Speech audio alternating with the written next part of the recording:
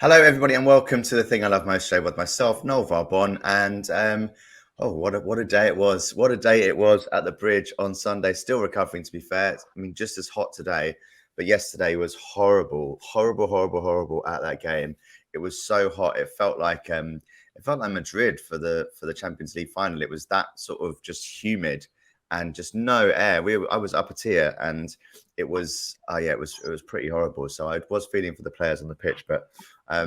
Bit of a crazy game of which we are going to dissect and discuss, and we will really get into it this afternoon, this evening. I've joined once again by Mr. Lee Curtin and Kofi. How are we doing, guys? Yeah, all good, mate. All good. Perfect. Very well, no, not bad. Good. So, firstly, I mean, we obviously have our opposition fan on last week. We had Nezar, who was brilliant, our Chelsea fan. And so he sent a little video, which I haven't seen yet, which I'm really looking forward to seeing. So let's have a look at a video first from Nez to see what his thoughts were on Sunday's game. Hey guys, it's CFCOG here. I just thought let me give me a quick update and opinion. Yeah, so I'm traveling, so I'll have to give a quick raw one. Oh man, Sunday. Here we are on Aftermath Monday. To be honest, guys, even though I thought it'd be a draw, I was still just livid. I just felt betrayed by the refs in general, because the VAR, it means more than one of them were involved, you know? And so, honestly, because it was so late, it just hurts me, even though I predicted it, even though, you know, I went to the bookies knowing it's going to be a draw. I said 1-1, but I just put down the draw in that day. Because I was like, it could be 3-3 for all I know. But I knew it'd be a draw. Far from boring, that German and the Italian, Conte and Tuchel, did not get along. They were not on the same page. Well, no, I'm not even going to lie. People think it's a Conte masterclass, but Tuchel instigated a lot of it. A lot of it was instigated by him.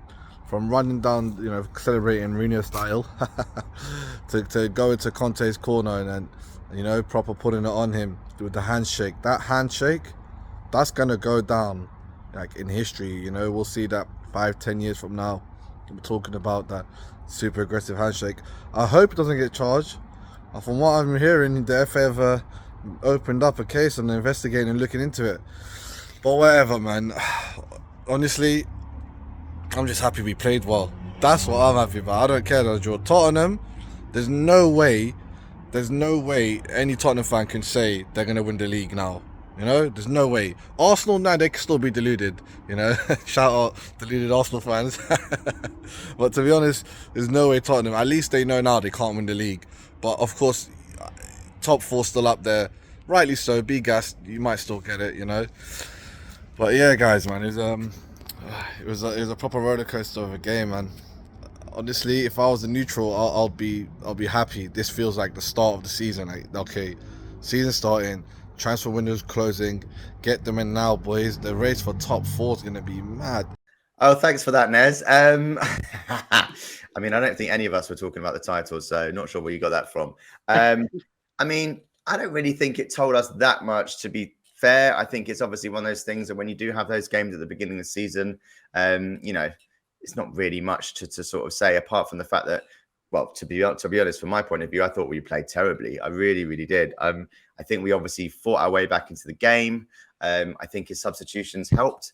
But I mean, I was so disappointed. And I mean, maybe it was the heat. Like, I don't really know. I mean, I would have thought they wouldn't be affected by it too much, but just the intensity and the movement in the first half was just absolutely shocking. I can't remember a time where Son was so out the game. He was trying to come deep and James was just coming with him so tight and just basically nullifying him. And there was nothing behind him.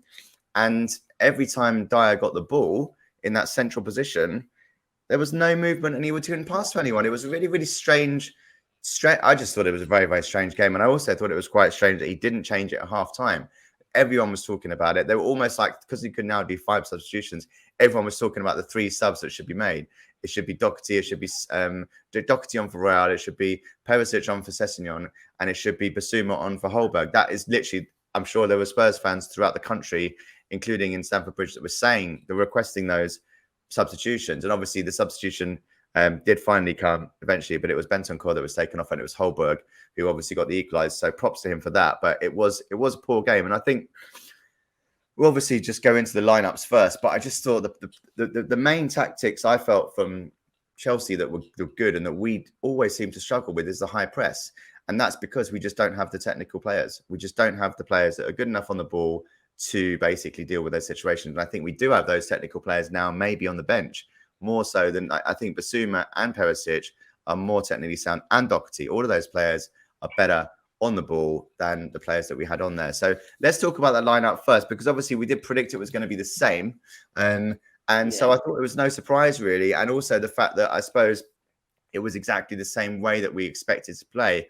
The frustration, I think, as I said, is just came from the fact that we just weren't, there was just no cohesion. So as a coach, Lee, obviously, let's talk about the coaching head now. As a coach, playing that team, looking at the high press that Chelsea were playing, who should be that person to come and get the ball? Should it be Holberg? Should it be Bentancur who's coming back? Because obviously Dyer ended up being like the quarterback, and he was almost like trying to drift long balls over to Sonny or to Cess, and they weren't working. There was just such a massive lack of ideas. And I know obviously the wing backs, when we don't have the wing backs to a quality, they don't seem to use the wing backs enough. And I found that it was almost like we were using the wing backs as a worse, like a sort of a last resort almost. It was going back and forth towards the players at the back. And then when eventually they found a bit of space, it was going out wide, but they weren't attacking down the right or left. They were coming back inside, and it was just coming back to the middle again. And then eventually Dyer got pissed off, and either he would do a hospital pass, a De Gea fucking special, straight through to like Son, who had like Reece James on his back, or it was just lumped forward and it was just a misplaced long pass, and they got the ball back. Like that literally was the first half. I don't know if you agreed, but that was just like so confusing to me that no one was really sort of like grabbing hold of the game. And to be fair, one thing I might just add, I hate Jorginho, but he was class. He was class because he's technically sound. He was doing what Holberg and Bentancur should have been doing, and Kante as well, in terms of the fact that he was just doing these little passes. He was comfortable on the ball, and they ran that midfield in the first half, and he especially was pissing me off because he played so well. I don't like him as a player. I hate his little shitty penalties with his little but I had to say, and to be fair, when he did go off and they put Rufus Loftus-Cheek in the centre, I think that gave us a bit of momentum, because he was definitely someone who I thought was really ticking things over for them in midfield. So anyway, I've waffled on for the past 5 minutes. Now someone else can talk. I think you're right to highlight Jorginho there. What he does, whether you like him or dislike him, is he knows how to find space, and he's comfortable on the ball. So he does little short passes. He gets on the ball and he moves it very quickly, over 10 yards, 15 yards, whatever. We want Højbjerg or Bentancur to do that. They're not capable of it. And you can see the temperament. It's not that they're not technically good enough. You know, we're talking about Premier League footballers, so I'd like to think they are all technically good enough. It's about temperament. It's about, have you got the temperament to pick up the ball in that area of the pitch and be comfortable with it? And the boys, Bentancur does look comfortable with it, but he also looks very chilled at times and does get caught out. But I don't criticise that, because we haven't had somebody that comfortable on the ball for a long, long time who sits that deep. So yeah, he's going to get caught sometimes, and that's just what, that's the game we play. With the wing backs, that's our outlet. When you play that sort of formation, that's the outlet. Can you get it to the guys? Can they get down the wing? Can they make something happen? Unfortunately, they run into brick walls, or they, dare I say, bottle it, and they come back inside and we don't get out. And at which point the middle is now blocked up. It's all pressed. Chelsea have pressed us. There's no room in the middle. Bentancur can't have it. Højbjerg can't have it. So you go back to Dyer and he goes, boom.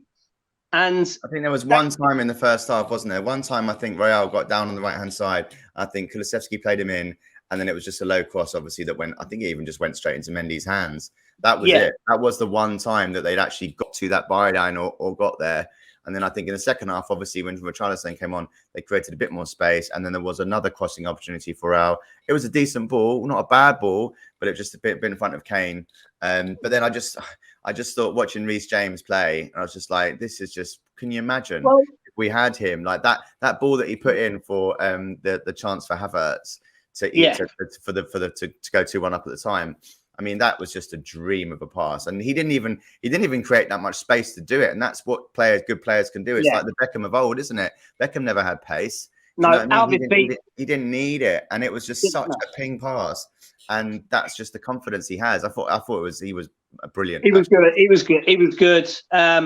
You know, the one thing I will say is he made the difference actually on the day, because he was lining up in the back and then stepping into the midfield. And actually, we were poor in terms of recognising what was going on. We didn't really recognise what was going on, so we kept doing what we was doing, but we was laboured. You know, we was slow to the ball. Kane had a couple of good touches, but then got knocked over. Then he was getting the ball taken off him. Son wasn't in the game at all. And the one time we did break through was when we bypassed the midfield.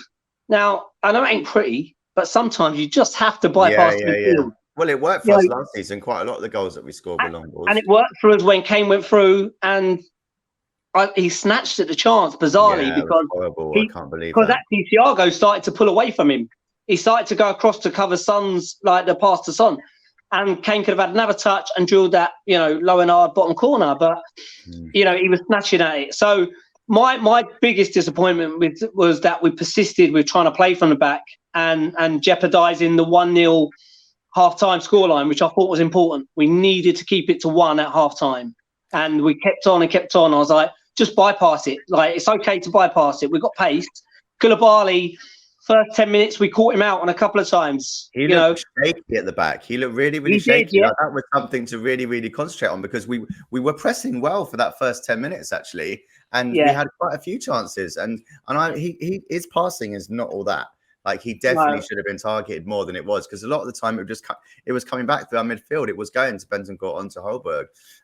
So yeah, it was frustration. Kofi, do you think that it was not a Tuchel masterclass, but in terms of that sort of the high press, and also it looked like almost that James was man marking Son to an extent, or maybe he was just coming, basically whoever was going deep, he was following them. So if it was Kane, then we'd go with Kane, or if it was Son. But a lot of the time when we did try and create that space, then it was a case of basically just, you know, James was literally just there straight on his back, and he was just denying him no space. So do you think that's just to do with the kind of thing that I suppose that Arteta tried to do with Holding that time that didn't go down too well in the North London derby? But is that something that you think teams are now going to try and do to nullify our attackers?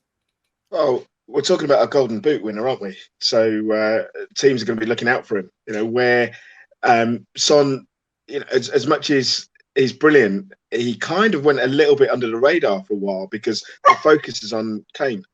But teams are really realising, actually, you've got to put someone on him, or put 2 or 3 players on him. You know, there were times last season when he had frustrating games because he gets past a man and there's another 1 or 2 there. But I think more and more people are going to do that. People are going to try and stifle us. And I think that because they knew we can attack down the wings, we've got a great front 3, they had to press us. They had to stop us getting the ball forward. And, you know, it wasn't until Richarlison came on and he started running at them and stretching them that we started to find a little bit of space. While we went into the game feeling really positive, and as you say, the first 5 or 10 minutes felt really good, it was disappointing. But I think we'll look back on it and think, actually, that was a really good game for us. 1, we got a result out of it. If we get 4 points out of Chelsea this season, we'll be really happy. And 2, we had to make changes. I think this is where Conte can say to the players, right, you're out, you're in, and there's no arguments. That, you know, we can start to bring the new guys in. We had to get a draw out of the game, and I think it opens the door for him to say that without there being any issues within the squad. So we played a team that we normally lose to. We got a draw, and they played in a style that we don't like. So if we face a lesser team, at Brighton, the Wolves, or Fulham, let's say, that try and stifle us, then hopefully we've seen that we've got the tools to fight back. Yeah, I think for me that the result was brilliant in terms of I don't think we deserved anything from the game, and so to be able to walk away from there, as you say, with a point, and if we get 4 off them this season, then great. I think the concern for me would be the amount of chances that Chelsea created, and they didn't really need to play that well. That was the thing. I know we spoke about Jorginho and Kante playing well. Mount, I didn't think had a great game. James had a good game, yes. I didn't really see many other players playing that well in their side. Yet, once again, similarly to when we played them earlier on in the year, when they won from us doing from them not really doing much at all, we really seemed to give them those chances. And I think it was just that was the frustration for me. Obviously, luckily that we got that draw, which was amazing. Don't get me wrong, I'm very, very happy. I was going crazy at the end with everyone else, but still, I think the concern would be the way we played in the whole game, and just giving them too much of the ball and just giving too many chances was the most frustrating thing. So let's talk about the goals first. So obviously the first goal, firstly it was a cracking save from Lloris from Havertz for the corner.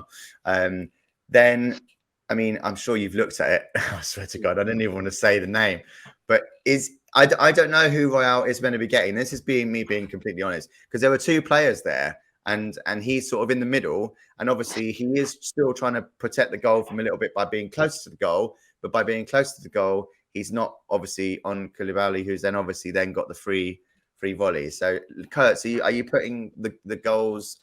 Who is at fault for the goal from the Tottenham defensive point of view? Our coach. Look, it's 50-50. I'm not a fan of zonal marking. I'm not a fan of zonal marking. It's very kind of continental approach, and it's just not for me. But what I will say, and it was picked up on TV, and I was happy with that. Although it was only Carragher. However, zonal marking's fine, but there's still an element of you are grown men, you are professional footballers. You still have decisions to make, and you still have to stand by them. But every corner they took, we had 4 men on the near post. We had 4 men on the front post area, and all their corners went back post. Like none of them were whipped in. So I don't know what VT they've been watching or what footage they got. That suggested that Chelsea whip it in at the front post. Every corner that we had 4, which means that somewhere, because bearing in mind it's zonal. Yeah. That means that there's 4 Chelsea players just floating around our box somewhere doing sweet FA, waiting for the ball to drop to them. So I have a problem with that, because I think you have a look after the first corner and go, there's nobody around. So maybe we should move 2 of you to the back post. So I have a problem with that. And then, our friend is always kind of close, but never close enough. And it starts to become smoke, fire, you're just, and listen, I'm not going to go at him in that particular case, but if you ain't got the football brain, you just haven't got the football brain. And for me, it was poor. It was poor tactics, and it was poor from just somebody going, all right, well, there's 4 of us here, so let me just go into the back let me go to the back post area. Well, you can see them even with the corners later on in that half after Koulibaly has scored. It was the same thing, like you said, and we were all talking about it in the stand. We were saying that he's free at the back stick, and he was free again. And it was like, if the corner had been better, then it's just like, what the hell? Well, like what Romero got to one and managed to block it with the back of his head.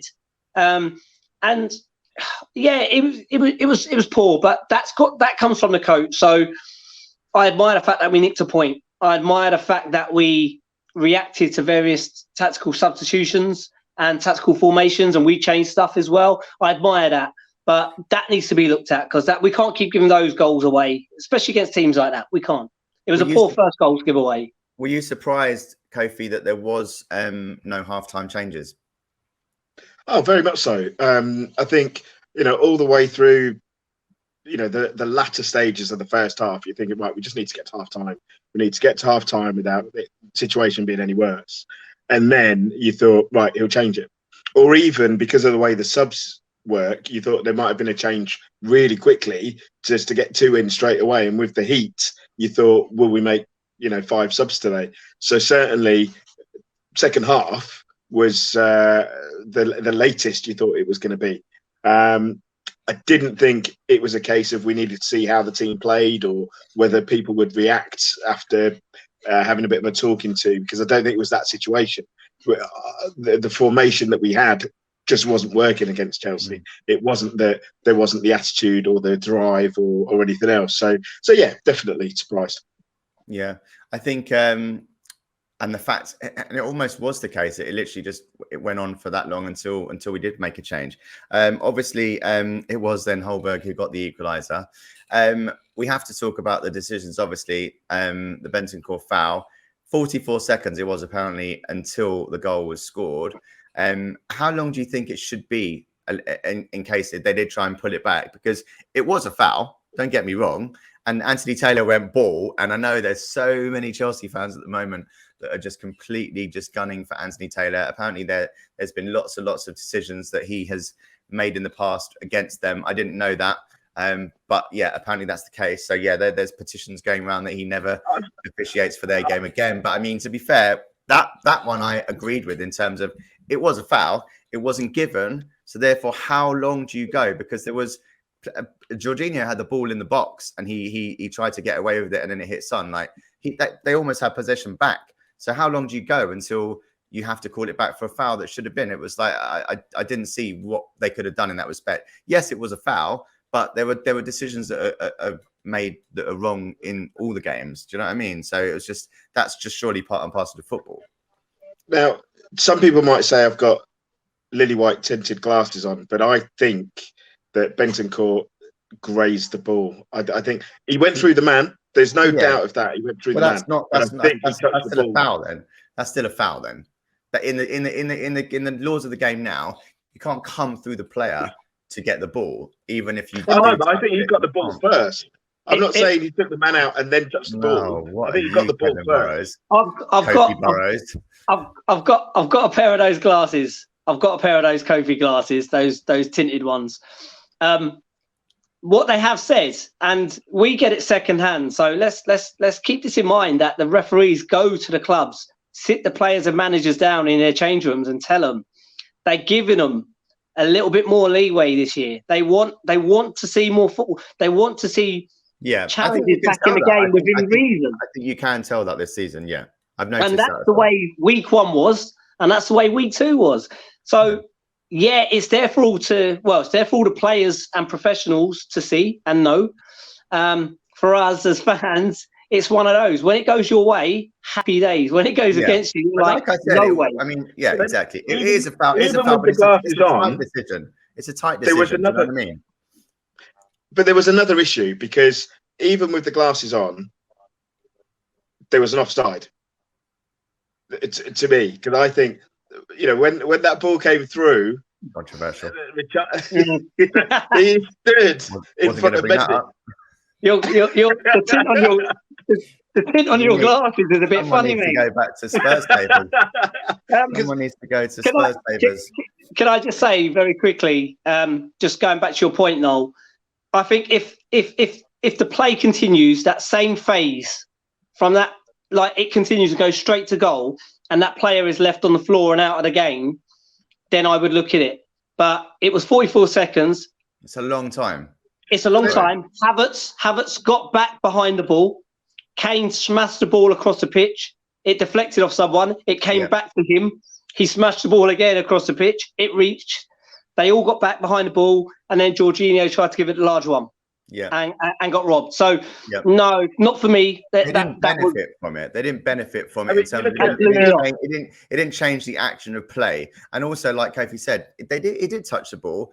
And it's like I said, it's a decision that you're going to get. It's a decision that you're going to get against you. That's just football, you know. And like you said, things are letting things more go. So I get it. I get it. I'd be annoyed if I was a Chelsea fan, but then again, I would also be understanding in terms of the fact that sometimes does happen, and it's not the reason why they lost that goal. That wasn't the reason. Like if you think about the reason for it, that's nothing to do with it. Like they lost it because it was shit from Jorginho, and there was a decent strike from Holberg. Like it had nothing to do with the Bentancur foul. Just so. If you look at the other game on Sunday, Forest and West Ham, there was a West Ham goal disallowed. Antonio's clattered through someone who potentially could have closed the ball down and stopped the ball being played through. So that's the same phase of play. It's not that someone went out of the game and then 45 seconds later there's a goal. That's absolutely that phase. So I agree with Kurtz on that. It's the phase of play. Yeah. So it was Holberg that got the goal, and it just was quite strange because so many of us around in the stand were just slating him. I swear to God, there were so many negative Nellies around me for that game, like really, really, really coating the team. Like, I mean, I've never, people that have listened to this podcast for a while will know that I'm not one for that kind of shit in terms of like overly negative stuff. I'm just not about it. It's just not the way to support your team, I think. You know, at the end of the day, you just got to get behind them. Fair enough if you're getting angry with someone for doing something, but just when it's constantly, it's just like, I just don't get it. It's just not supporting it. And they're the same ones that were celebrating like absolute nuts at the end. Standard.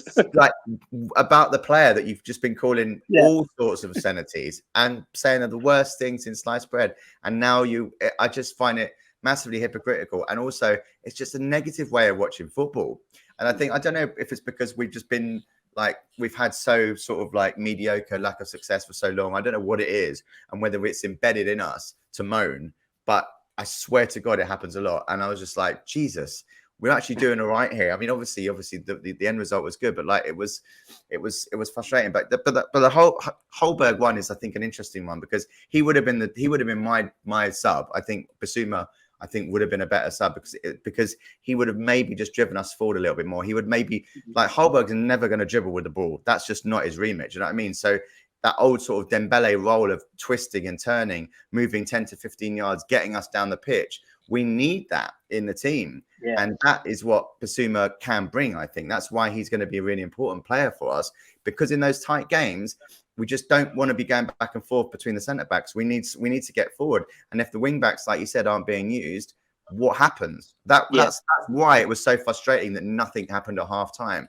And that's on Conte for me, because that he obviously saw that game and he obviously saw what was happening as well. And so for me, I don't understand. Obviously, the substitution did then come with Richarlison. I thought it was a good substitution. I was then confused what happened with regards to formation, because it looked like we maybe went to a back four for maybe about 5-10 minutes and just completely fell apart, because obviously Davies was pulled across.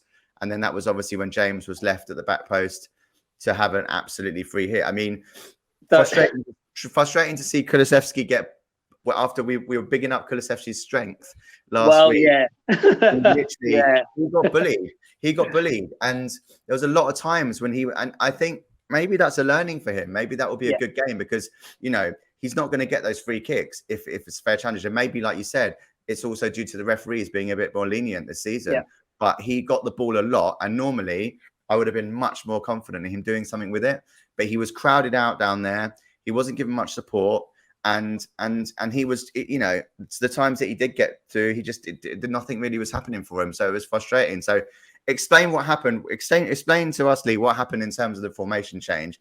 And do you think it worked? Obviously, we got the equalizer, blah, blah, blah. But I'm saying that particular time when he moved Perisic on, he obviously took Son off, and there was quite a bit of changing going on. And I didn't really see that the back four was going to work. And it was proved when obviously James got that goal. Yeah, we struggle with them. We don't genuinely believe we have the right players for a back four. I think that's quite common amongst most of us. And we went to a back four. That's exactly what happened. But unfortunately, you ask me what happened was we had the ball, and Richarlison on the right hand side. We had the ball in the middle of the box. Richarlison ran across the box, gave it to our friend, who chipped the ball into the middle. And that's when it could have gone. And at the end of the game, it was fantastic. I know I put it in the group because everybody was buzzing with the equaliser and getting back into the game.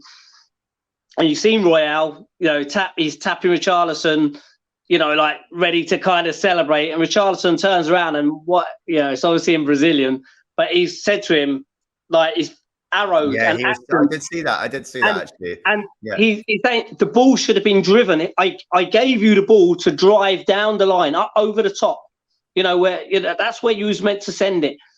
Richarlison chipped it into the middle. It ended up in a bit of a battle that we got back. We got the ball back, and that's when then Kulusevski then bizarrely, just looking for the free kick, which more than anything, along with Royale, is my pet hate of players just going down when you're strong enough. Don't do it. If you're strong enough, stand up and fight. Yeah. He lost the ball. They ran with it. Kante ran away with it, and he looked up. And Dyer fell for the eyes. Dyer ran into an area of the pitch where he thought Kante was going to pass because the two central midfielders were out of play. Dyer's ran in. That's made Davis come across. And that gave Son no chance to get back round because he was also in the middle of the pitch, but a little bit further up. And actually, if Dyer held his ground, there would have been Davis on his man and Dyer on his man, or there'd have been a recovery tackle of sorts. But he got dragged out by the eyes, and it was. I watched it 3 or 4 times, and it's one of those. It happened. I looked at it because I was calling Davis his name at first, but he done what naturally you're meant to do: come across, cover your centre back. He's pretty good at that because he plays centre back. He plays off a back three, so he knows how to get round and cover. But he was exposed on his left-hand side, where he's just played for 70 minutes with somebody out there, and now there's no one out there. The formation got us into the game, but it's how quick we react to then consolidate that. How do we consolidate that goal? Do we then go, let's take a 1-1, and then do we drop back into a 5 because the personnel's different on the pitch now? Do we have the personnel to do that, or do we stick with a 4? We got done with a 4 again, unfortunately. So let's talk about the changes. So obviously the Richarlison substitution, as Genus mentioned on Mod D2, it did change things in terms of it created space up front, which was important because we didn't have that space early on. I think also, as I said, I think the moving of the substitution of Jorginho helped us because I think then it just I don't know, they just weren't as strong in the centre of the park, I found. Basuma came on for Bentancur, and then obviously Perisic came on for Sessegnon, which did obviously have a quite an important effect in the fact that obviously he got the set pieces in, and they were quality set pieces, apart from the first one that he took with his right foot. And I swear to God, I then thought, this is Eriksen Mark II. God rest my soul. I could not believe it. I was so. Firstly, the funny thing was that he won the corner and then he ran into the box and then he was like, "Oh shit, Son's off the pitch. So I'm gonna have to take it." And then he took it, hit the first man. I was like, "I'm done." I was outside the stadium. I missed the rest of the game. No, I'm joking. But yeah, I was like, this is just crazy that we have got someone again. I still can't work out if he's left footed or right footed because then the ones that he took from the left, with his left foot, and obviously one for the Davies header, and then obviously for the Kane header, they were great deliveries, really good deliveries. So firstly, let's talk about the Richarlison space because it was needed. It did mean that obviously when he first came on it, we went to a back 4, and therefore like Son was playing left midfield. Then we went back to wing backs. What was the full formation that we were playing? I know that was because Son went off, wouldn't he? So actually Son was off the field at that time. That's why we could go back to a front 3 with Richarlison in that front 3. So I'm trying to get it in my head because I was at the game and it was so hot. I still don't even know exactly what happened. So that's why we were able to have Richarlison up there. So, okay, cool. So in terms of Perisic, obviously, I think he did have quite a good impact. Does that mean you think he's going to be working his way into that starting lineup? Because I took him out my fantasy league team last week. Do I need to now put him back in? Lee, what are you saying? I think so. Is the short of that. Kofi said earlier, the result was it was a good result, and as you said yourself, it was a lucky result. But the one thing it does highlight now is some players' positions can now be swapped out. They can now be moved, and they've been given a little go. Whether it's 2 games is fair, who knows? But I think you can see the difference between somebody with a wealth of experience like Perisic versus somebody like Sessegnon. And there's certain games now that I think you'll see Perisic will be, he'll be the go-to guy, and it'll be Sessegnon will have to work his way in against certain other teams. So it was a good substitution, one that was needed. And I think if we're being brutally honest, it was all of the subs were where we failed last year. Because when we found ourselves in those positions, we looked at the bench and we had one sub. And it's usually, bless him, Lucas Moura. And he would come on and he would give it 110%, but we're never going to get 2 goals back on the back of it, And now this time you've got a bench, you've got players coming on who can impact a game, who can change things. So for me, I think you will see Perisic probably start the next one. And middle of the pitch still, Benton Kerr deserved to be dragged. I thought that was his poorest game in a Spurs shirt. I think Højbjerg was right to stay out. That I was okay with that. So Basuma coming on there, he's just going to add more pressure, but he will get a start. Conte don't mess about. He will be cutthroat about it, and one of them will go. So I mean, I hate to drag sort of this subject up again, obviously, Kofi, but I mean, we did this with Kyle Walker-Peters for years, and then he just left. And so we need to talk about the whole right wing back situation. Doherty was sat on the bench all game.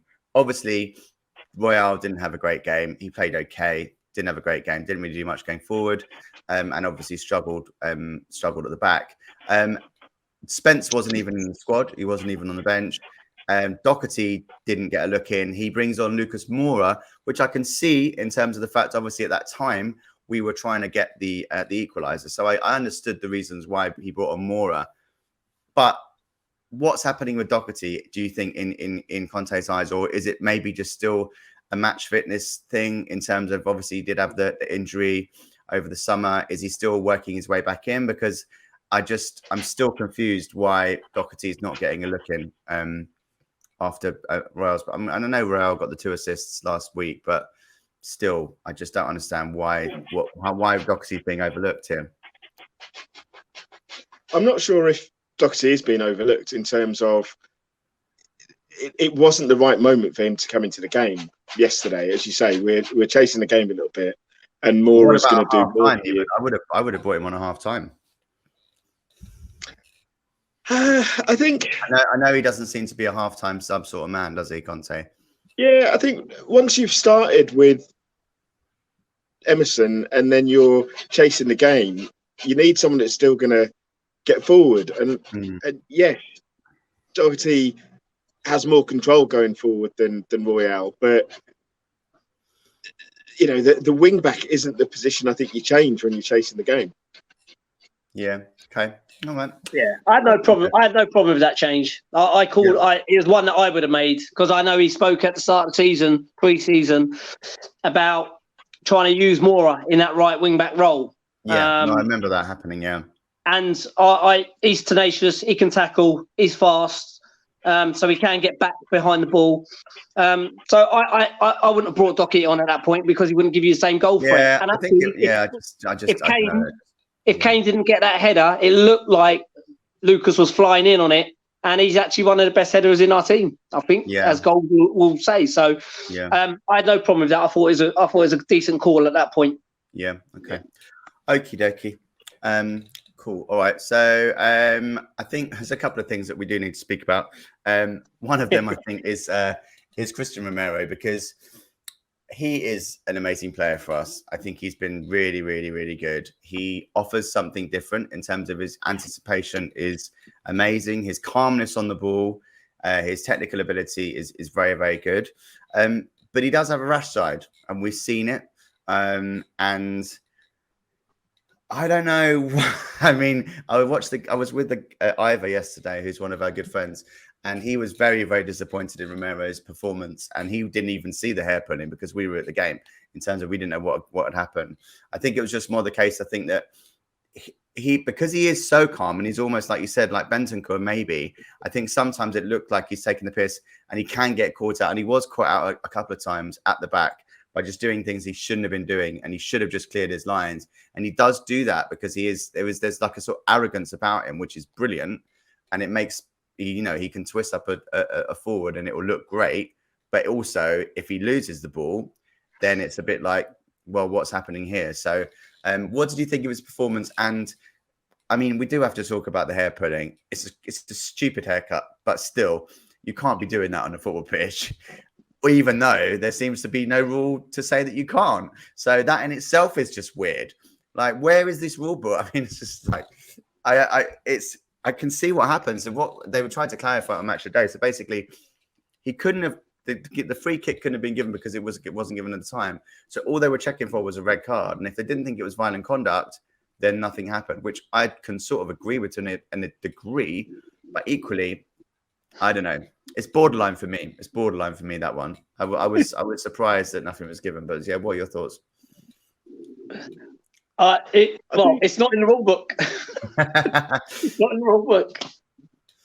That's the answer. I was such a fucking politician. No, listen, it's not on. And I think at that, I was slightly disappointed actually because even watching it on TV when they said, oh, they're checking for something, and at first I thought, oh, a handball. They've missed a handball. We might get a penalty here. Yeah, that's what I was thinking when I saw Romero's name come up. I was like, oh, damn. And then they show Cucurella and like on the screen, and I was like, oh, maybe he's handballed it. It's like, oh, this could be decent. And then they actually show the footage, and you see him getting yanked to the ground, and you're like, oh no, and it wasn't about the red card for me at that point. I wasn't even thinking about it. I was thinking we're gonna lose the chance to put the ball in again. That's all I was worried about. Exactly. That's the thing, and that if that could have cost us the game, then that is a silly move. And I do hope Conte has a word with him about it, because for me, that's too reckless. Like, I'm all about, obviously, there's the dark arts, and he's full of that. And there are players that get away with murder, and understand in that 6-yard box and in the penalty area with those kind of shit. There's loads of stuff going on. Yeah. There's loads of stuff going on that doesn't get seen. I completely get that, and I think Cucurella was almost doing a bit himself. You know what I mean? He was putting himself about maybe a bit of shirt pulling, which obviously why he's reacting. He did. He had the front of Romero's shirt. Romero grabbed him by the back and then realised that actually, Joe, what? I'll just give those lovely long locks a little yank, and he doesn't know his own strength, did he? Give him whiplash. But listen, it wasn't great, and it could have cost us a chance to actually get that equaliser. But they woke up this morning, Havertz and Cucurella, and they've met Romero, and they won't be doing that stupidness again. So they've learnt a lesson as well. That was I did like that one where he ploughed through Havertz after Havertz went for him. That was class. A couple of minutes later, he properly just took him out. I was like, yeah, that is quality. Love that. But we do require a cooler head in those games. So on the serious side, I do hope Conte says you've won one there. So it's that time of the show again where we get to speak to an opposition fan of our upcoming games. And this week we have Dave from Talking Rules podcast, who we had on the show years ago. And since then, he's won awards for his podcast, done all sorts of stuff. And now he's moving in all these circles. So Dave, welcome to the show, buddy. It's nice to see you again. Yeah, no, thank you for having me. Yeah, it's good to see you guys up and running again as well. Yeah, I know. It's been a while. I just said to you off camera then that we were a little bit disappointed with your old manager that you gave us, which is one of the reasons why we didn't do the podcast before, was because basically because of Nuno, because of Nuno. So how are things at Molineux? Are you happy with your manager at the moment? Yeah, Bruno Lage, he's doing okay. I know when the news first came out about Nuno, Bruno Lage was somebody that was sort of linked straight away, and I sort of looked at his CV, and because of his lack of experience, it wasn't somebody that I'd sort of was thinking, yes, we've got to get him in. He'd only been at Benfica, had a great record there, and he came in and he wasn't really backed last summer, to be honest, and he had to stick with the same formation Nuno had been playing with. So considering that, he did an okay job last year. Our form towards the end of the season was bad. We only won one game in the last sort of 12, 13 matches. And then obviously we've come into this season, he's completely changed the formation, signed a couple of new players. And although we haven't picked up a win yet, performances are okay. But I think there's still one or two signings need to be done for him to be judged completely, because this is his system now, and he's getting the players that he wants for his style of play. And what is his system? What's he changed? So now we've obviously under Nuno, and we predominantly played with a back five, whether that be like a 5-3-2 or a like a 3-4-3 almost. And Bruno stuck with that last year, but now he's ditched that completely. We're playing a back four. So throughout pre-season, we saw a little bit of a 4-3-3, but we're playing a 4-2-3-1 for the first 2 games of the season. So it's good. It's a lot more attacking. Obviously, we're getting a lot more bodies into the area, which we weren't used to. I think the last 2 years we've only scored 36 goals and 38 goals, which is less than a goal a game, Wow. on average, which is shocking. So that's something that needed to be addressed. I was worried about the back four, but to be honest, the first 2 games it's looked all right. It looked fairly steady. So on the back of that, then Dave, playing a back four, you've obviously lost Mr. Wolves. Yeah, yeah, Connor Cody. How do you feel about that?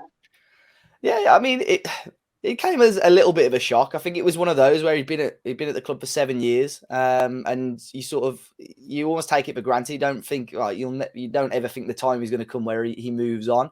But I think it was probably the right decision for the club and for him as well. He obviously wants minutes before the World Cup, and in a back four system, I think everyone could see that he's probably not a player that suits a back four. So I've moved to Everton, who I think will play that system, will work well for him.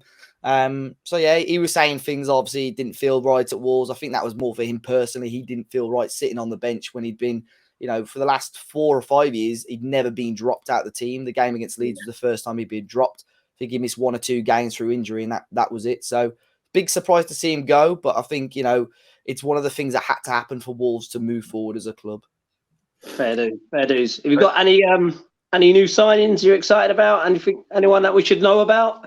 Yeah, so the back two, obviously we've been having Max Kilman in there. Next to him is Nathan Collins, who would sign from Burnley, who's still only a really young defender, 21 years old, but he's been really good so far.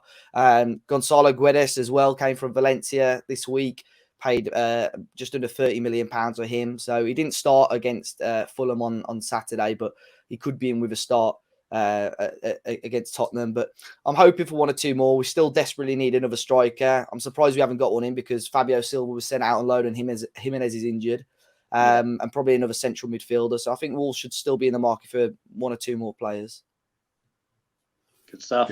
Good.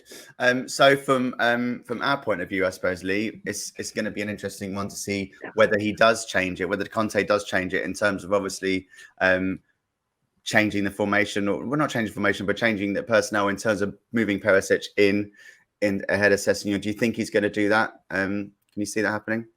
Yeah, I obviously the formation won't change. I think Conte lives by wing backs for the most part, unless you're chasing a game against Chelsea.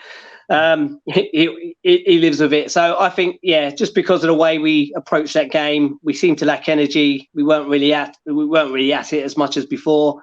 And you've got quality there. You've got experience in Perisic. So I think we'll see him start over Sessegnon.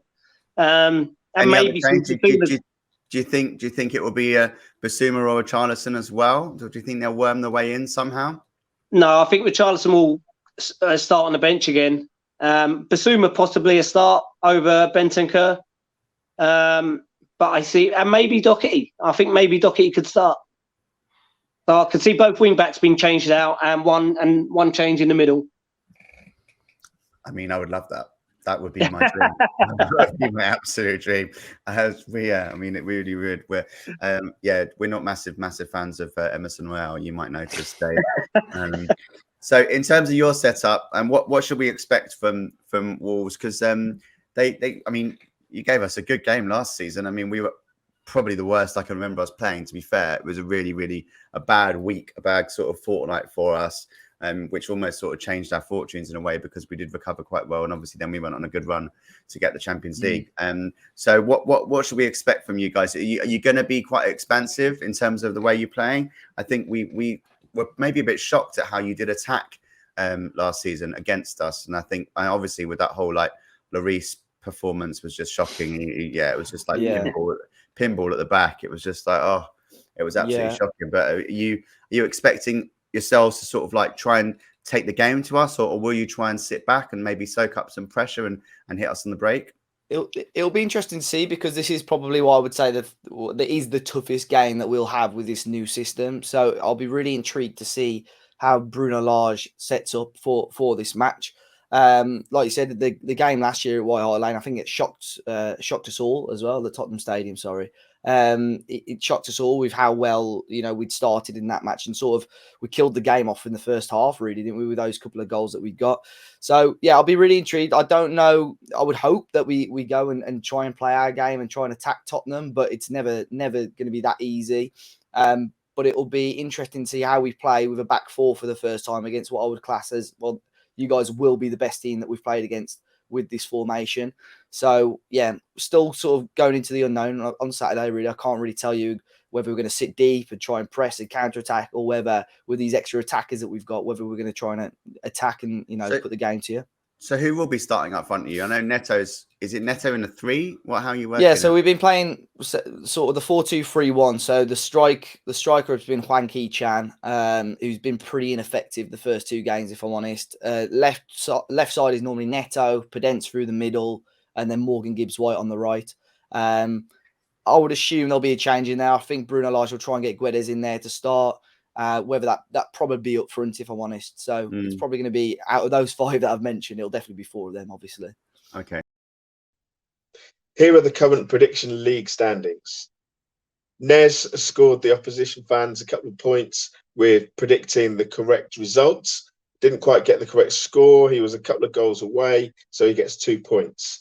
The way that we're scoring this year is that if you get the correct score, you get 5 points, as Don did in week 1.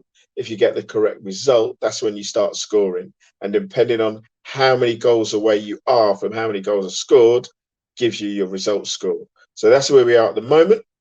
We'll see what Saturday afternoon brings us. So Lee, what's your thoughts on the game, and what is your prediction? It's, bizarrely enough, we always have a really close game with Wolves. And I look at the teams on paper sometimes, and like, without being really disrespectful, I feel like it shouldn't be that close. But I'm intrigued to see us go up against you lot without Traore in the team, because we used to have about 6 players marking him and absolutely terrified of him. So I'm intrigued to see how you lot go without him against us. However, I'm going to play safe and I'm going to be sensible about it. And I know that Wolves haven't quite found their shooting boots yet this season. So I'm going to go for a 2-0, actually. That's what I was going to go for. Sorry about that. That's fine. We can go for the same thing. You copied Kofi last week. So I'm allowed to copy you. Okay. All right. That's fine. I was going to go the same. I think 2-0. I think I was maybe going to go 2-1, but then after listening to what Dave had to say about the fact that they don't have much up front, then maybe that might be maybe that. But that was the same with our Southampton fan. He did say the same, and then obviously James Ward-Prowse did get a goal in that game. So I predicted, I think 3-0, and it was obviously 4-1. So I'm going to go 2-0 as well. So Dave, you're representing the opposition fans on the Thing I Love Most show. So you're on that league table. It doesn't say your name, but it does say opposition fans. So you are still on there. So this matters. So what are you going for? And try and be as honest as possible. You can wear your heart on your sleeve. You can wear your Wolves. You can go for a win if you want. But try and also think about the fact it is away. We are playing okay. So come on, let's see what you're going to go for. No, I always go into these games with a lot of positivity. To be fair, like you said, we've had some good games against Tottenham, close games. I know you mentioned Adama Traore right now.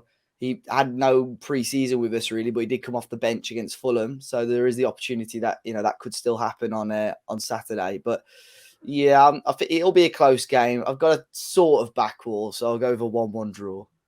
I like that. A 1-1 draw. Okay, so Lee's going for 2-0. And then we've also got Don and Kofi's predictions.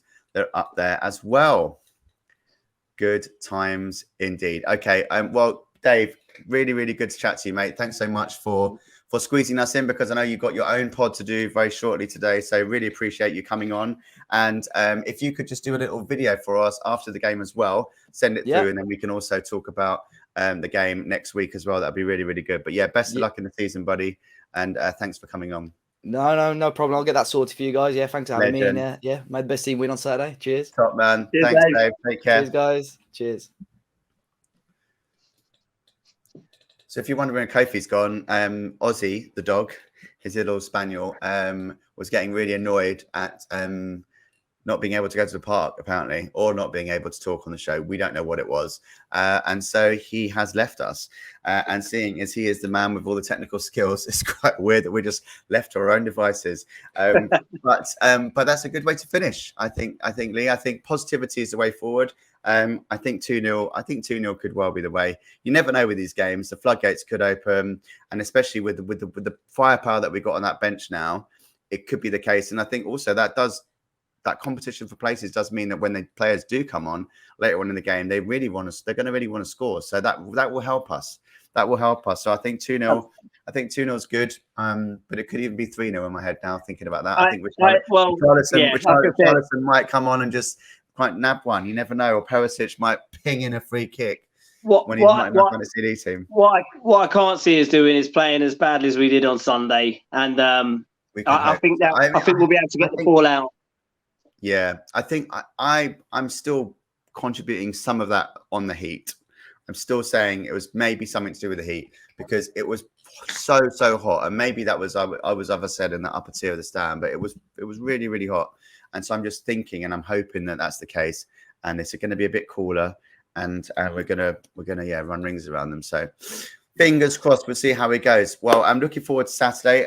Thanks again once again for Dave for coming on from Talking Wolves podcast. Do check out that podcast. It's really, really good. And as I said, it's won awards, so much better than us. But thank you very much to Lee Curtin, to Kofi, and once again, we will see you again next week. Thanks for watching. Thanks for listening, and come on, you Spurs.